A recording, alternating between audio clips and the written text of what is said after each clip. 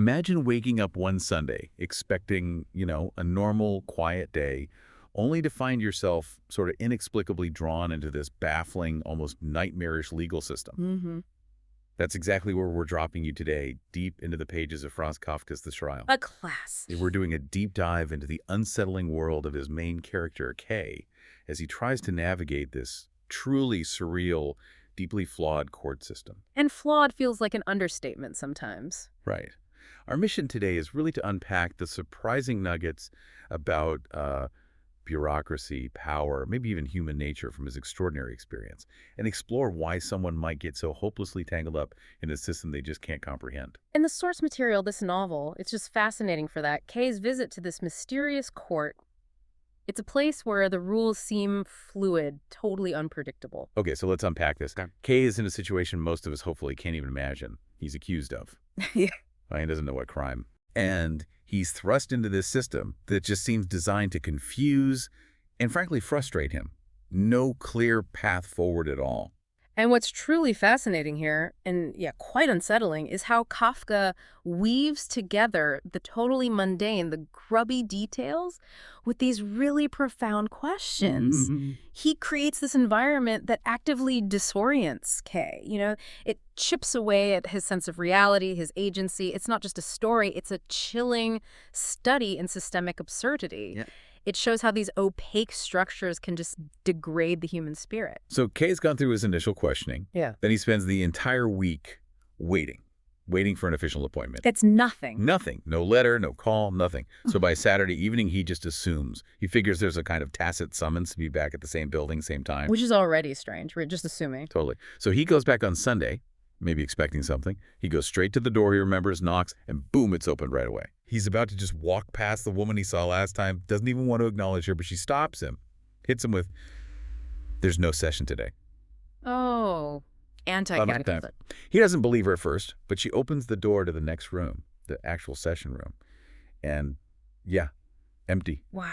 Looks even more squalid somehow than the week before. Hmm. And on the podium, there's still that table and just a few books sitting there. This immediate, letdown, Mm-hmm. it just sets the tone perfectly for all the absurdity that follows. Yeah. It's the first real hint that this court just operates completely outside normal logic, expectations. They're just deliberately messed with. And the lack of communication. Oh, totally. No formal notice, Kay having to guess he's summoned. Mm-hmm. It all points to a system that just thrives on ambiguity. It keeps people off balance. Makes them internalize the blame, maybe. Exactly. Yeah. It makes them feel responsible for the system's own dysfunction. You can almost feel Kay's frustration just boiling up. He doesn't want the whole trip to be a waste, so he asks about those books on the table. Can he see them? And the woman says, No. Says they belong to the examining magistrate. Kay grumbles, assuming they're law books, something about being condemned when you're innocent and ignorant. Standard legal texts, he thinks. But then Kay notices something else. Yeah. That room, the session room, which last time just had a wash tub in the corner, Yeah. it's now basically a fully furnished living room. What? Yeah. The woman explains she and her husband, he's a court usher, they live there, rent-free. In the session room. In the session room. But they have to clear out the room on days when there's a session. Can you even imagine? The court is her living room. Wow. That blurring of public and private space, that's incredibly significant. Yeah. It just completely undermines any idea of formality or impartiality. This isn't some, hallowed institution. It's literally someone's house. It's a domestic space. Yeah. Subject to the whims, the living arrangements of these minor employees. The insight there is how these corrupted systems, they hollow out the symbols of justice. The form, the appearance of legal authority might be there, but the actual substance, it's gone. Replaced by personal stuff, power games, just decay. And speaking of blurring lines, Kay points out that she interrupted his speech last time. Oh, yeah, during his big moment. Right. And she admits, she was interrupted by this student guy who's been, pursuing her for ages. Okay. And get this, she says her husband has to put up with it if he wants to keep his job. Why? Because the student is likely to become very powerful. Wow, so coercion is just out in the open. Pretty much. She says it's so horrible here, and then offers to help Kay make improvements. Help him? How? Well, Kay's skeptical. He tells her flat out he doesn't think she can provide real help because she only knows the low-level guys. Minor employees, yeah. And he makes it really clear. No bribes. It would be quite pointless, you can tell him that from me. Ah, okay. That's a critical moment, isn't it? Because it shows Kay still doesn't quite get how this place works. How? His refusal to bribe, his attempt to send that message through her. It shows he still thinks there's some remnant of a system where integrity or directness might matter. But that's not how it is. Not at all. Kafka's showing us that in these really opaque, corrupt systems, integrity is just irrelevant. Influence, personal favors, that's the only currency. Right. And her admission about the student, her husband just having to take it, it just highlights the deep corruption and how vulnerable people are inside it. So Kay's still skeptical, Hmm. but he asks again about the books. Let me see if these law books. Kind of pushes her. Okay. And does she let him? Finally, yeah. Hmm. She gets them. They're old, really well thumbed. Mm-hmm. He opens the top one, and inside, Law statutes, case histories. nope, an obscene picture, a drawing of a naked man and woman. Seriously. He opens a second book, title page. The torments Greet had to suffer from her husband, Hans. Like a cheap novel. Oh my God, so not law books. Not even remotely. Kay just burst out, and I'm to be judged by people like that? It's almost darkly funny. It's so grotesque. It is. You expect these serious legal texts and you get smut and pulp fiction. It makes you wonder if anyone in this court even pretends to care about actual law. Exactly. That almost comical detail serves a really powerful purpose. It shows how ludicrous the whole pretense of a legal system has become here. Strips away any dignity. Completely. Any intellectual authority is just gone. When Yeah. institutions lose their integrity, even their sacred objects like law books, they just become props. Yeah. Props in a performance of power designed to mislead. This isn't justice. It's about personal whims, power dynamics, and just a profound lack of seriousness. It infects everything. And if you thought the law books were unsettling, the woman's next story about the examining magistrate, it goes into even more disturbing territory. Okay, lay it on me. She talks about how diligent he supposedly is, always writing reports, especially about Kay. Right, doing his job, supposedly. Supposedly, she describes how, after a late Sunday session, the magistrate stayed behind to write. Later that night, she says, she suddenly woke up, and he was standing by her bed, shielding a lamp so the light wouldn't wake her husband. Whoa, that's creepy. Totally creepy. He whispered he'd been writing all that time, put the lamp back, and said that seeing me asleep was a sight he would never forget. Okay, that's beyond inappropriate. That's predatory. Right. And then she reveals the magistrate is actually paying court to her. He even sent her a gift, a pair of silk stockings. A gift from the magazine. Sent via the student, that guy who pursues her. The excuse, they were a reward for tidying the conference room. Oh, come on. That's so flimsy. I know. And she proudly shows Kay the stockings. It's this really unsettling mix of, like, surveillance and creepy romantic pursuit. It's truly insidious. The magistrate's behavior, mixing his job with this pursuit, this late-night visit, it just shows the toxic nature of power in this court. Mm-hmm. Those silk stockings, they aren't just a gift. They're symbols. Tokens of influence, you could say. Symbols of a system where personal favors, illicit relationships are all just openly exchanged. How things get done. It highlights the deeply personal, unprofessional way this court works, where even a magistrate's reports might be influenced by his, private obsessions. It's chilling how power just corrupts everything, blurring those lines. Yeah, personal, professional, it all just melts together. So, right as they're talking about this, Yeah. guess who shows up? Let me guess. The student. Bingo. Bertold. Described as a young man, short, slightly bow-legged, with a short, sparse red beard. He appears in the doorway, Oh, okay. and he just beckons the woman. Doesn't say anything, just gestures. Right. She whispers to Kay, I have to go with that horrible man. Mm-hmm. But then she says she desperately wants to escape with Kay. Offers to go anywhere he wants. Whoa. So she sees Kay as a way out. Maybe. Kay feels tempted. He even thinks taking her would be a kind of revenge on the magistrate. He gets impatient with the student. Understandable. But the student just ignores Kay completely. Walks up, embraces the woman, and loudly kisses her neck. Wow. Right in front of Kay. Yep. Kay confronts him, calls out his arrogance. The student just snaps back that Kay should have left already. Ooh. And then, with this strength you wouldn't expect from his description, the student just picks the woman up. starts carrying her towards the door. He just picks her up and carries her off. Like a sack of potatoes. Wow, that's the court's power dynamics right there in physical form. Yeah. The student, whatever he looks like, he clearly has authority from his connection to the magistrate. His actions aren't just personal, they're a public display. Humiliating Kay. Exactly, and asserting control over the woman who seems like a pawn in this whole game. But here's the twist. Yeah. A crucial one that really changes how you see it. Okay. The woman tells Kay, it's no use. Mhm. Says the magistrate sent for her. The student won't let me go. Kay tries to step in, tries to intervene. She cries out, pushes Kay away. No, that's the last thing I want. What are you thinking of? It would be the ruin of me. So, she doesn't want his help after offering to run away with him. Exactly. Kay is furious, disappointed. He pushes the student, who just sort of hops up higher, almost elated. And Kay has this realization. This is the first undoubted defeat he's suffered from these people. A defeat. Interesting. He still thinks, this was his normal life, his bank job. He could crush the court at one blow. But this incident, it wounds him. He even fantasizes about getting revenge on the student later. Right. Humiliating him. So he tries to be the hero, but the woman, who seemed desperate, pushes him away. What's going on there? Is she genuinely scared?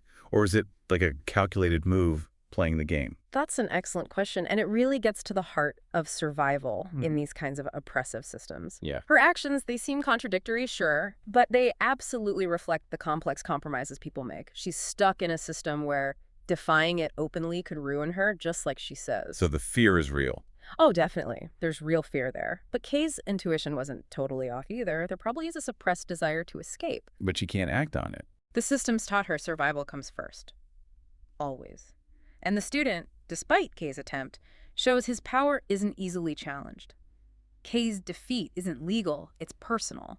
It's humiliation in this battle of influence, precisely because he tried to bring in morality, which this system just ignores. Right, it doesn't compute for them. Not at all. Kay, even though he's been defeated, he's still curious. He follows them. Okay. Sees the student carrying the woman up this narrow wooden staircase, and at the bottom of the stairs there's a sign, written in clumsy, childish handwriting. What does it say? Staircase to the court offices. Get out! The court offices are up there. In the loft. The attic of this tenement building, a place where Kafka tells us other tenants, the poorest people, just dump their junk. Wow. So the grand court is literally in an attic. That's incredibly symbolic. Is it that he runs into the usher, the woman's husband? You'd think. The usher just bitterly confirms, yeah, his wife gets carried away like this frequently. Especially Sundays. He talks about wanting to kill the student, squash flat against the wall, splashes of blood everywhere. Whoa. Violent fantasies. Yeah, but he says he can't do anything. He's dependent on them. He needs the job. God, that's bleak. The location in the loft, among the poorest people, it suggests a court that's both marginal, pushed to the edges, but also, parasitic. Feeding off the vulnerable. Exactly.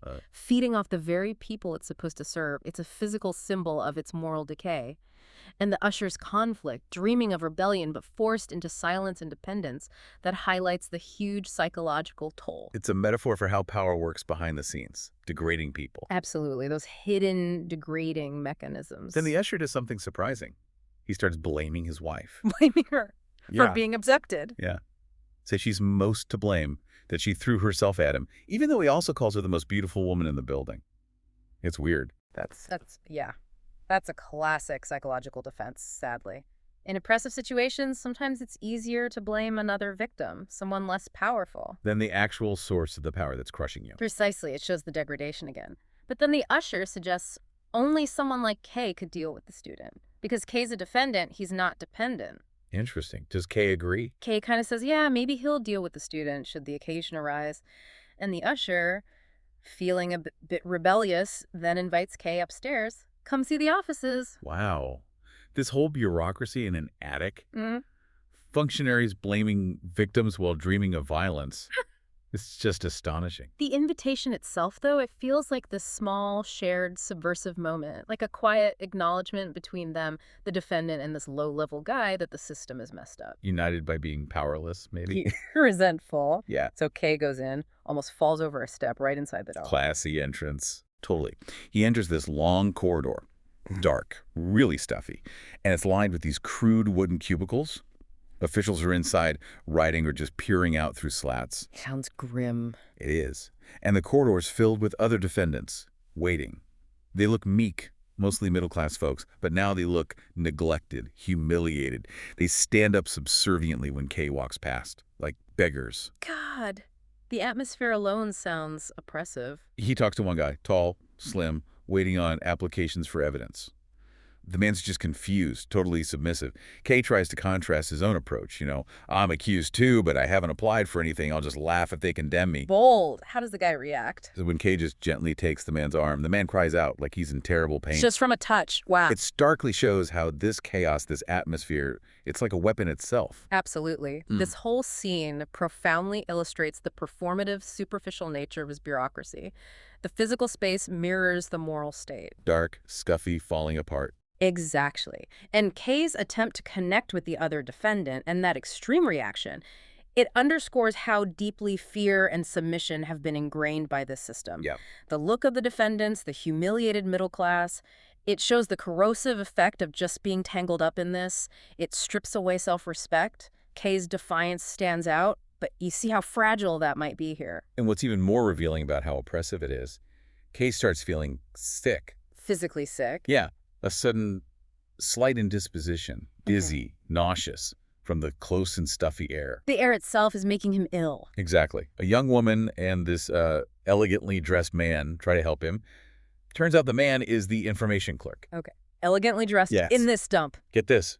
The young woman explains his fine clothes were bought by collection, even from the litigants, the defendants waiting there. They collected money to buy him clothes. Why? To make a dignified impression. But apparently, he spoils it because he just laughs at people and puts them off. That's deeply ironic. Isn't it? And she adds the other staff are poorly dressed and actually sleep there. In the offices. It's chilling. Yeah. The court is deliberately creating disorientation, Yeah. even physical illness. Yeah. It just lays bare the hypocrisy, the superficiality. The dignified impression is a total facade funded by the victims, masking the rot underneath. Right. And Kay's physical reaction, it's visceral. The air itself is like a weapon, an extension of the court's power. It's not just mentally draining, it's a physical assault. Kafka uses that masterfully to show the court's toxicity. Kay's desperate to leave now, feels seasick, totally disoriented, can't even walk on his own. He's trapped. He's completely dependent on the information clerk and the young woman. They have to guide him to the exit. He can barely hear. The air feels thick, like he's on a ship in a storm, walls crashing, like he's just a piece of wood being carried along. Oh, he's really overcome. But then, the young woman opens the door to the outside staircase. And instantly, What? Kay feels all his strength had suddenly returned. He just nimbly runs down the stairs, surprised himself how fast he recovers. Just like that. The moment he's out. Just like that, he even slams the door shut quickly behind him because his helpers, used to the office air, couldn't stand the fresh air from the stairs. It's like the court was literally sucking the life force out of him. That immediate return of strength, it just highlights the intense psychological and physical toll of that environment. Sure. It's such a powerful statement about the system's oppressiveness. It makes you sick, but the oppression lifts the second you escape its direct influence. His quick recovery shows the illness was caused by that atmosphere. A symbol of the court's toxic effect. Exactly, but also maybe the resilience of the human spirit once it's free. He reflects on it afterwards, how his normally good health had never played tricks on him like that before. He's processing it. Yeah. He thinks maybe he should see a doctor, but more importantly, he makes this resolution. He's going to make better use of all future Sunday mornings than he did at this one. Ah, a decision. Yeah. That sudden clarity, deciding to reclaim his time, it feels like a small but really significant act of defiance after everything. It absolutely is. That final resolve, it signals a personal rebellion. He's refusing to let this absurd, degrading system just consume his time, his well-being. Reclaiming some agency. Exactly. It's small, but it's defiance, reclaiming agency in the face of this thing that tries to dehumanize him.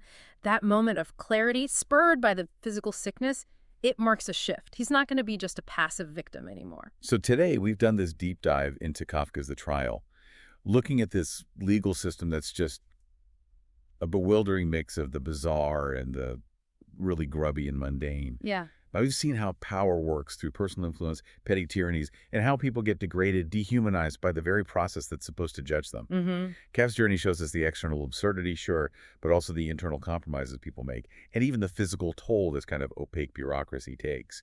Kafka really shows how institutions can hollow out their own symbols, right? Replacing justice with just performance. And using chaos itself as a weapon. Yeah, it's clear this court isn't just about law. It's like a mini society with its own twisted rules. Everyone inside the usher's wife, the student, probably even the magistrate, they're all kind of victims and perpetrators in this tangled web of dependency. Right. And the way the court uses mundane things, the squalor, the personal drama, the bad air, as these insidious tools of control, that's what's so insightful. It's a powerful allegory for any system that cares more about its own survival than about justice or basic human dignity. This deep dive into Kafka, it gives us a look into a world that feels, I don't know, both fantastical but also disturbingly real It sometimes. resonates, yeah. Makes you think, how do we spot those less obvious kinds of power and control in our own lives? And what kind of resolve do we find when we face systems that just seem to defy logic or fairness? That's the lingering question. So what stands out to you listening to this? Is it how easily someone can get trapped? Or how these power dynamics play out in unexpected ways, shaping not just what happens to people, but their dignity, their sense of self, even their physical health? Something to think about.